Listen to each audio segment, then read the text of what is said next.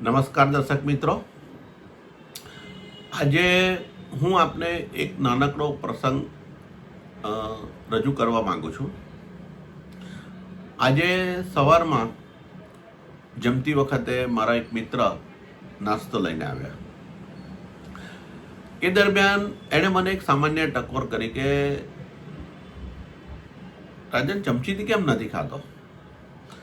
તો મને થયું કે ચાલો હું તમારી સાથે વાત શેર કરું.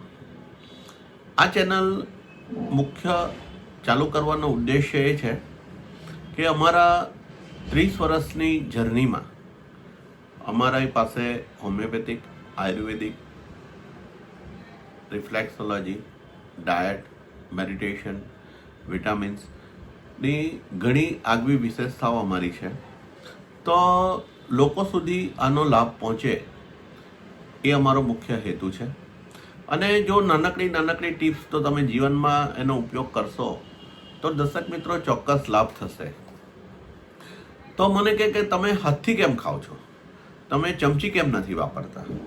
દર્શક મિત્રો, હું તમને જણાવું કે આપણો હાથ, જેવી રીતે આપણું શરીર પંચ મહાભૂતનું બનેલું છે, પૃથ્વી, જળ, અગ્નિ, વાયુ અને આકાશ.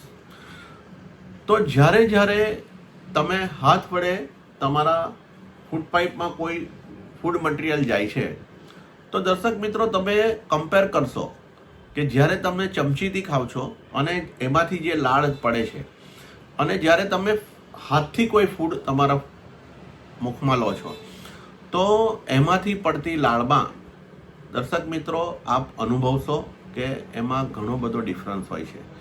એમાંથી લાળની પ્રક્રિયા ખૂબ જ સારી રીતે થાય છે. સલાઇવરી ગ્રેન્ડનું સિક્રિશન બહુ જ સારી રીતે થાય છે અને ડાયજેસ્ટિવ એન્ઝાઇમની જે સિક્રિશનની પ્રોસેસ છે એ પણ દર્શક મિત્રો ખૂબ સારી રીતે થાય છે. અને આજે તમે કોઈ પણ બહાર તમે જમો છો તો પ્લાસ્ટિકની ચમચીઓ તમને આપવામાં આવે છે. પ્લાસ્ટિકમાં પણ કેમિકલ જે હાનિકારક તત્વ જે હોય છે એ ખૂબ ગરમીમાં તમને નુકસાન કરી શકે છે. પણ એક વાતની ખૂબ જ કાળજી રાખવી. હમણાં મારા પરદેશની મુલાકાતમાં મેં જોયું કે ત્યાં હાથ ધોવાની પ્રક્રિયા ઉપર ખૂબ જ કંટ્રોલ છે. ત્યાંના કોઈ પણ માણસો કામ કરતા હોય, તમે કોઈ પણ પિક્ચર જોવા જાઓ છો તો ત્યાં નાની reel compulsory how to wash your હેન્ડની બતાવવામાં આવે છે.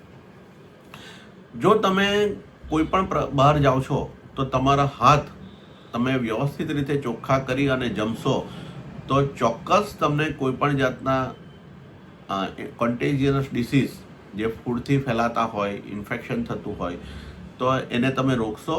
અને તમારા ગેસ, એસિડિટી, કબજિયાતમાં જો તમે શાંત ચિત્તે જો તમે હાથ વડે ખોરાક લો છો તો દર્શક મિત્રો એનો ચોક્કસ ફાયદો થશે, જેની નોંધ લેશો. ધન્યવાદ.